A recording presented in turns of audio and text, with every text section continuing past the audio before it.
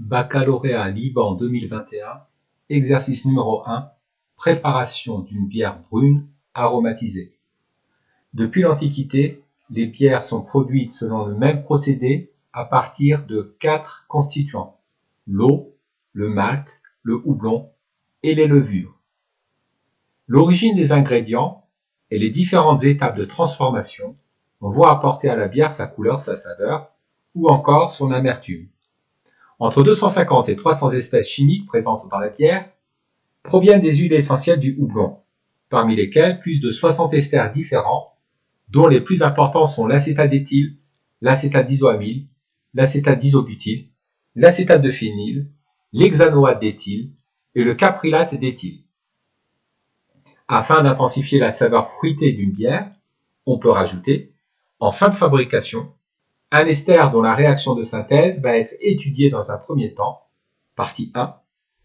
La qualité de l'eau utilisée étant très importante dans la fabrication de la bière, l'analyse d'une eau de brassage sera effectuée dans un second temps, partie 2. Partie 1, synthèse d'un ester au laboratoire. L'ester noté E, dont la formule semi-développée est représentée ci-après, permet d'obtenir un arôme de fruits rouges qui peut servir pour intensifier le goût d'une bière. Cet ester peut être synthétisé au laboratoire à partir d'un acide carboxylique et d'un alcool. La réaction modélisant cette synthèse est appelée réaction d'estérification.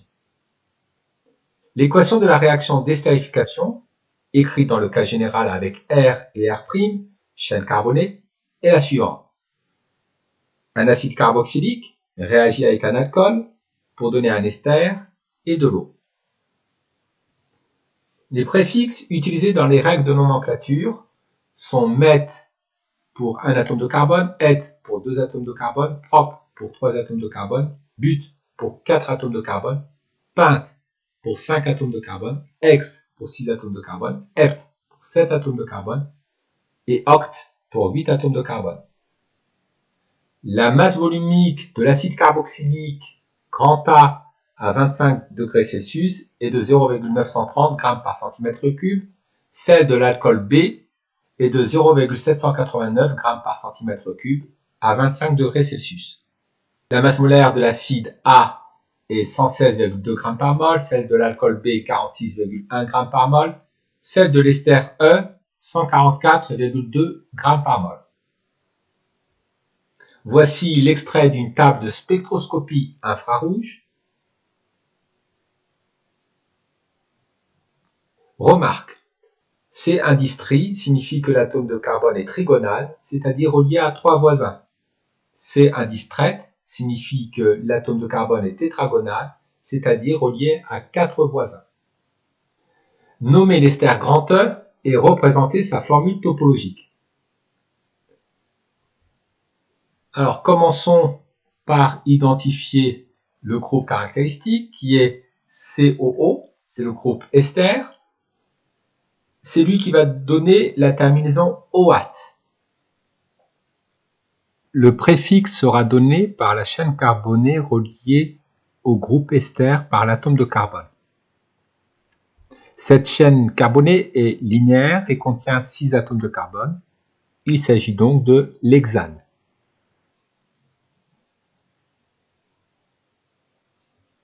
À la fin du nom de l'ester, nous allons nommer le groupe alkyle relié au groupe ester par l'atome d'oxygène.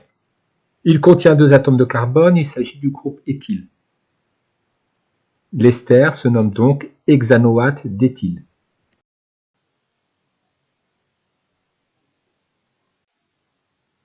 Écrivons maintenant la formule topologique de l'hexanoate d'éthyle. Commençons par représenter la chaîne carbonée entourée en bleu. Dans une formule topologique, les atomes de carbone ne sont pas représentés, les atomes d'hydrogène reliés aux atomes de carbone ne sont pas non plus représentés. La chaîne carbonée est représentée par une ligne brisée. Chaque segment correspond à une liaison carbone-carbone. Donc ici, comme il y a 6 atomes de carbone et donc 5 liaisons carbone-carbone, je vais représenter 5 segments sous forme de ligne brisée. Les atomes d'hydrogène reliés aux atomes de carbone ne doivent pas être représentés et les atomes de carbone correspondent au sommet de chacun des segments. Arrivé au 6e atome de carbone, je vais représenter la liaison carbone-oxygène par un segment et je dois représenter sur la formule topologique l'atome d'oxygène.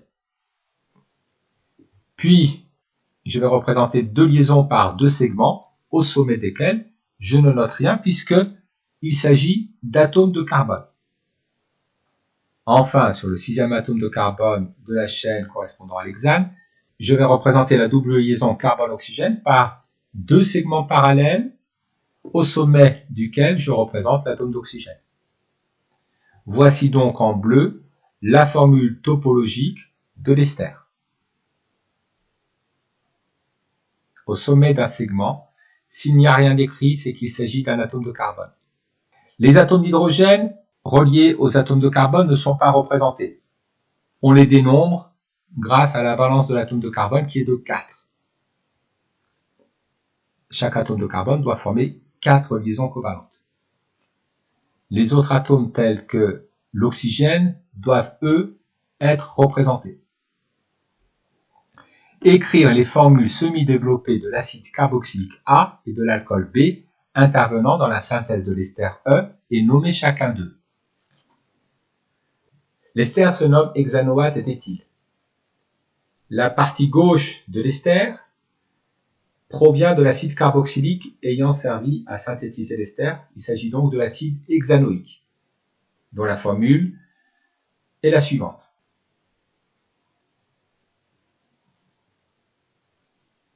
Dans le nom hexanoate d'éthyle, éthyle vient du nom de l'alcool qui a servi à synthétiser l'ester. Il s'agit donc de l'éthanol CH3CH2OH.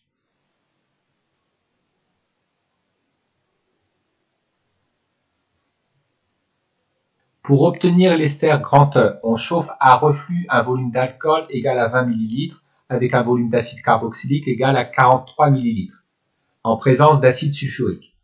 On obtient, après séparation, rinçage et séchage, une masse de 33,1 g d'ester.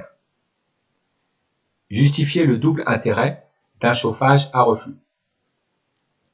Alors tout d'abord, on chauffe pour augmenter la vitesse de réaction, la vitesse d'estérification.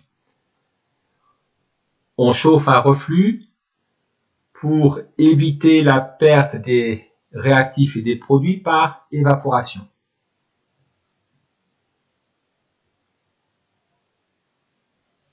L'acide sulfurique joue le rôle de catalyseur lors de cette synthèse. Citez la définition d'un catalyseur. Un catalyseur est une espèce chimique dont le rôle est d'augmenter la vitesse de réaction sans pour autant intervenir dans le bilan global de la transformation ni modifier le rendement de la transformation.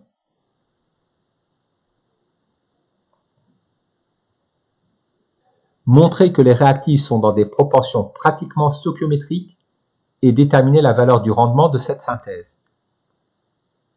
D'après l'équation, une mol d'acide carboxylique réagit avec une mol d'alcool pour donner une mol d'ester et une mol d'eau. Si le mélange initial est dans les proportions stoichiométriques, cela veut dire que la quantité initiale d'alcool est égale à la quantité initiale d'acide carboxylique. Calculons la quantité initiale d'acide carboxylique et la quantité initiale d'alcool. La quantité initiale d'alcool est égale à la masse d'alcool introduit divisée par la masse molaire de l'alcool. Pour calculer la masse d'alcool, on multiplie la masse volumique de l'alcool par le volume d'alcool introduit. La masse volumique de l'alcool vaut 0,789 g par millilitre. Le volume de l'alcool vaut 20 millilitres. La masse molaire de l'alcool 46,1 g par mol.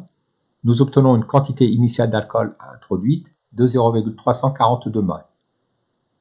Procédons de même pour calculer la quantité initiale d'acide carboxylique. La quantité d'acide carboxylique initiale est égale à la masse volumique de l'acide multipliée par le volume d'acide introduit divisé par la masse molaire de l'acide. La masse volumique de l'acide est de 0,930 g par millilitre. Le volume d'acide est de 43 ml. La masse molaire de l'acide est de 116,2 g par mol. Nous obtenons une quantité initiale d'acide de 0,344 mol. La quantité initiale d'acide est à peu près égale à la quantité initiale d'alcool. On peut considérer que le mélange initial est pratiquement stoichiométrique. Toutefois, l'alcool est le réactif limitant. Afin de calculer le rendement de la réaction d'estérification, nous allons calculer la quantité maximale d'ester que l'on peut produire. Comme le réactif limitant est l'alcool, d'après l'équation, lorsqu'une mole d'alcool est consommée, une mole d'ester est formée. Donc la quantité maximale d'ester que l'on peut former est égale à la quantité initiale d'alcool introduit. Si la transformation était totale, une mole d'ester se formerait pour une mole d'éthanol consommée. Donc la quantité d'ester maximale que l'on pourrait obtenir est égale à 0,342 mol. Calculons la quantité d'ester obtenue expérimentalement. La quantité d'ester obtenue expérimentalement se calcule en divisant la masse d'ester obtenue expérimentalement par la masse molaire de l'ester. Nous obtenons 33,1 g divisé par 144,2 g par mol. La quantité d'ester obtenue expérimentalement est de 0,230 mol. Le rendement de la réaction d'estérification est égal au rapport de la quantité d'ester obtenue expérimentalement sur la quantité d'ester maximale que l'on aurait pu obtenir si la transformation était totale. 0,230 sur 0,342, cela nous donne 0,672, c'est-à-dire un rendement de 67,2%. Pour améliorer le rendement de la synthèse, on réalise 3 synthèses en faisant varier différents paramètres expérimentaux. Pour chaque synthèse, un suivi temporel de la concentration en acide carboxylique est réalisé par titrage. Ce suivi conduit au tracé des courbes représentant l'évolution de la concentration de l'acide carboxylique en fonction du temps. Ce suivi conduit au tracé des courbes représentant l'évolution de la concentration de l'acide carboxylique en fonction du temps. Voici les paramètres pour les 3 synthèses.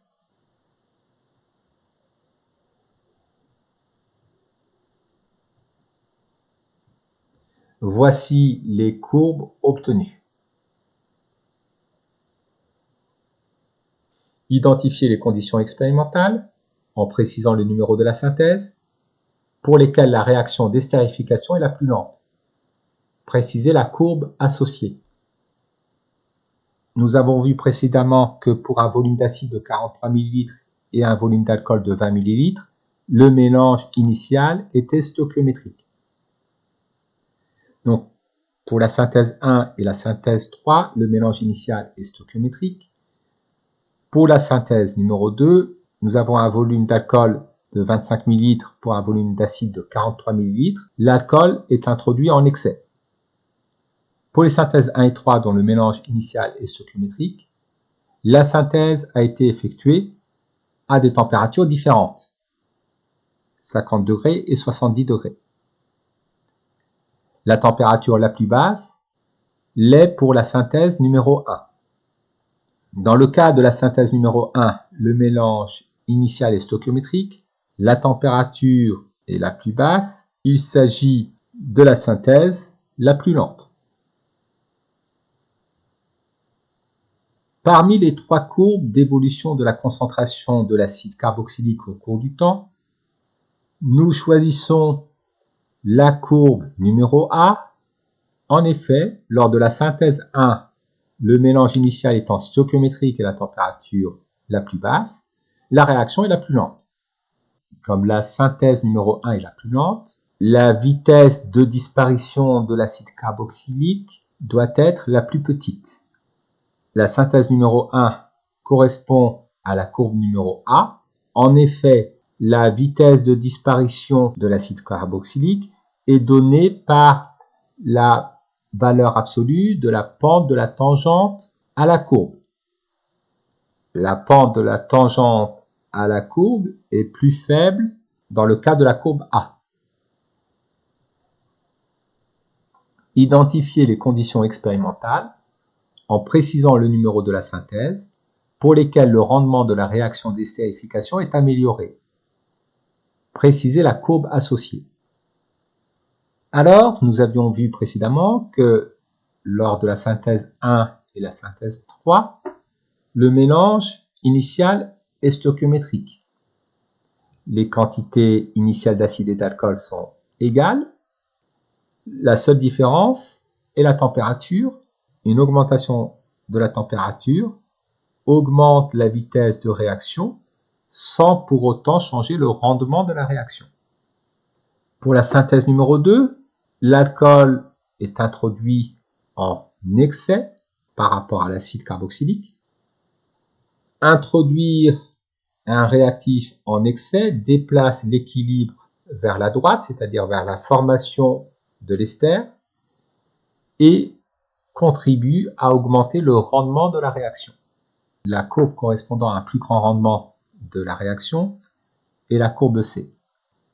En effet, pour les courbes A et B, la concentration finale d'acide carboxylique est la même. Par contre, pour la courbe C, la concentration finale en acide carboxylique est beaucoup plus petite. L'acide carboxylique est un réactif. Il est consommé au cours de la réaction. Plus le rendement de la réaction est élevé, moins il y a de réactifs dans l'état final. Pour la synthèse numéro 2, l'alcool est introduit en excès, ce qui déplace l'équilibre vers la droite et augmente le rendement. Cela correspond donc à la courbe C. En effet, la concentration finale de l'acide carboxylique, qui est un réactif, est la plus faible. Les spectres infrarouges de chacun des réactifs avant la synthèse et du produit organique isolé et purifié après la synthèse ont été réalisés. Ils sont reproduits ci-après. Parmi ces trois spectres infrarouges, identifiez celui de l'ester en précisant la démarche suivie.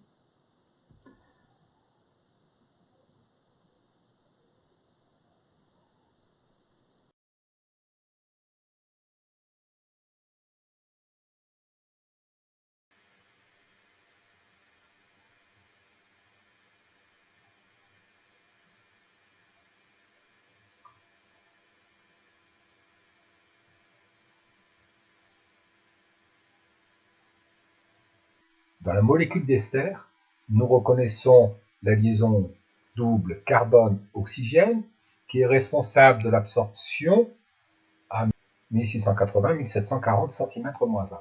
Sur le spectre 1, nous n'observons pas de bande d'absorption vers 1700 cm-1, donc le spectre 1 ne correspond pas à celui de l'ester. Sur le spectre 3, nous observons une bande d'absorption comprise entre 2500 cm-1 et 3200 cm-1. Elle est due à la liaison OH d'un acide carboxylique. Le spectre 3 ne correspond donc pas à celui de l'ester. Enfin, sur le spectre 2, nous observons deux bandes d'absorption caractéristiques.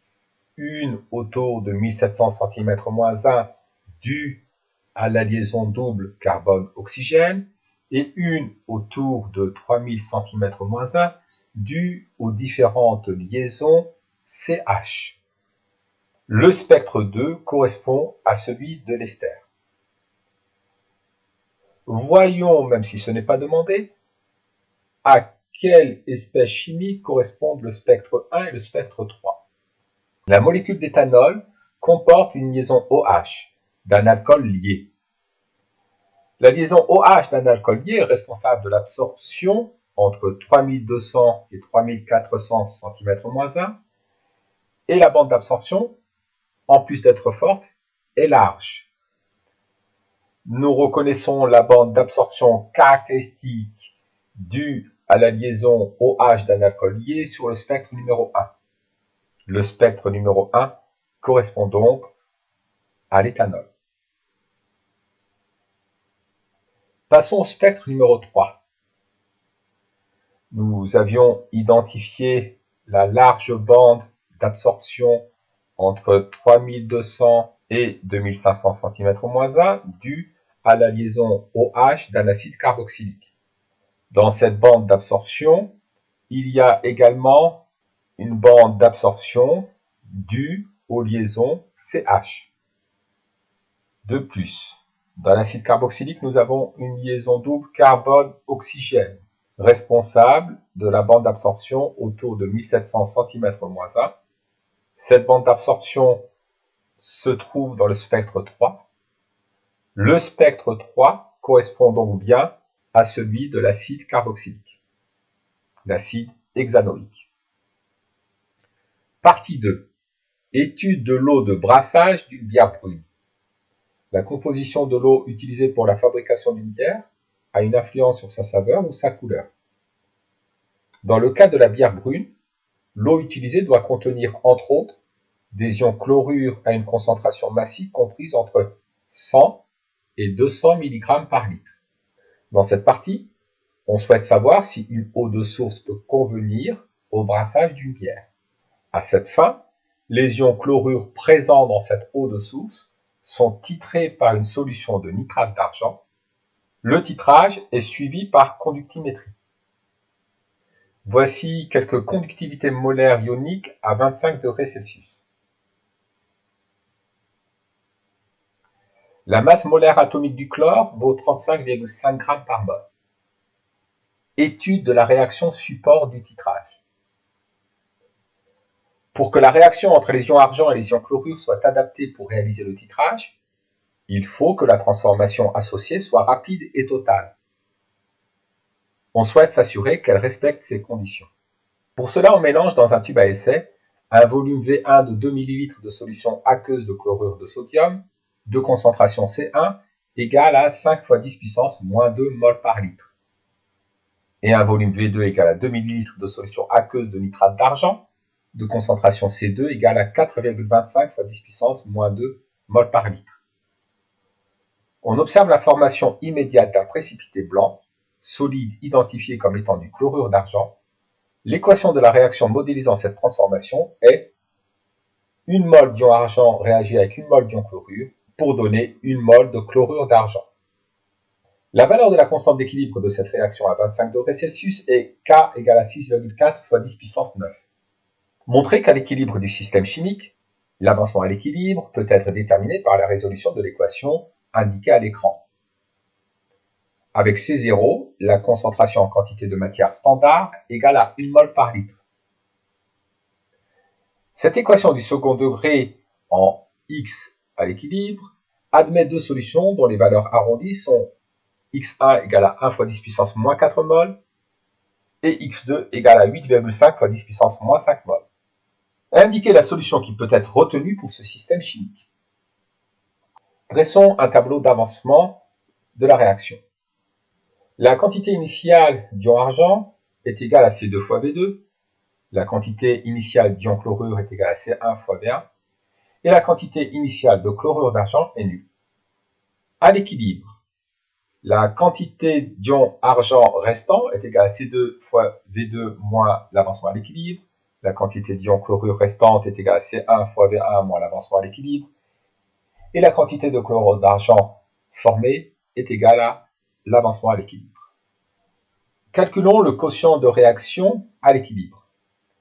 Le quotient de réaction à l'équilibre est égal à 1, puisque le chlorure d'argent est solide, divisé par la concentration des ions chlorure sur C0 à l'équilibre, divisé par la concentration des ions argent divisé par C0 à l'équilibre. Multiplions entre elles les deux fractions du dénominateur. Divisé par une fraction revient à multiplier par son inverse. La concentration des ions argent à l'équilibre est égale à la quantité des ions argent à l'équilibre divisé par le volume de solution. La quantité des ions argent à l'équilibre, c'est C2 fois V2 moins X et le volume de solution, c'est V1 plus V2. De même, La concentration des ions chlorure à l'équilibre est égale à la quantité d'ions chlorure à l'équilibre, C1 fois V1 moins X sec, divisé par le volume de solution, V1 plus V2. Multiplions entre elles les deux fractions au dénominateur. Divisé par une fraction revient à multiplier par l'inverse de la fraction. Or, le quotient de réaction à l'équilibre correspond à la constante d'équilibre K. Nous obtenons donc que l'avancement à l'équilibre vérifie bien l'équation donnée par l'énoncé. Calculons les quantités initiales d'argent et de chlorure. La quantité initiale d'ion argent est égale à C2 fois B2. Elle vaut 8,5 fois 10 puissance moins 5 mol. La quantité initiale d'ion chlorure vaut C1 fois V1, donc 1 fois 10 puissance moins 4 mol. Pour le calcul, il faut convertir les volumes en litres. Comme les nombres stoichiométriques dans l'équation sont égaux à 1, et que la quantité initiale d'ion argent est inférieure à celle des ions chlorure, nous pouvons dire que les ions argent constituent le réactif limitant.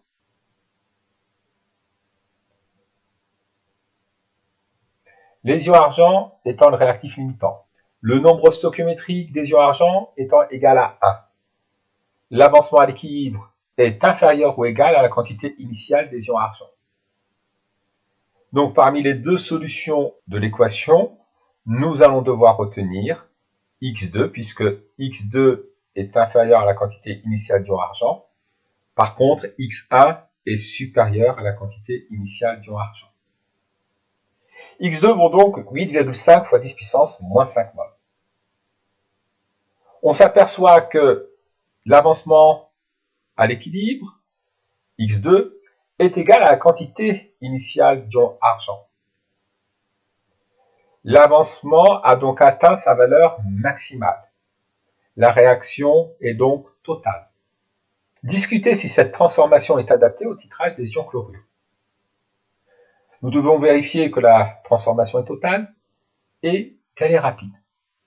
Comme l'avancement à l'état final est égal à la quantité d'ion argent initial, les ions argent sont entièrement consommés à l'équilibre, la transformation est totale. De plus, on nous dit que lors du mélange des réactifs, on observe la formation immédiate d'un précipité blanc. La transformation est donc rapide. La transformation est totale et rapide, elle est adaptée au titrage des ions chlorure. Dosage par titrage de l'eau de source envisagé pour le brassage. On prélève un volume V1 égale 100 ml d'eau de source que l'on introduit dans un grand bécher dans lequel on plonge une cellule conductimétrique. À l'aide d'une burette graduée, on ajoute progressivement une solution aqueuse de nitrate d'argent de concentration C3 égale à 1 fois 10 puissance moins 2 mol par litre. La conductivité sigma du mélange dans le bécher, maintenu sous une agitation régulière, évolue en fonction du volume V3 de la solution de nitrate d'argent ajoutée. Le tracé de cette évolution est représenté sur la figure 2.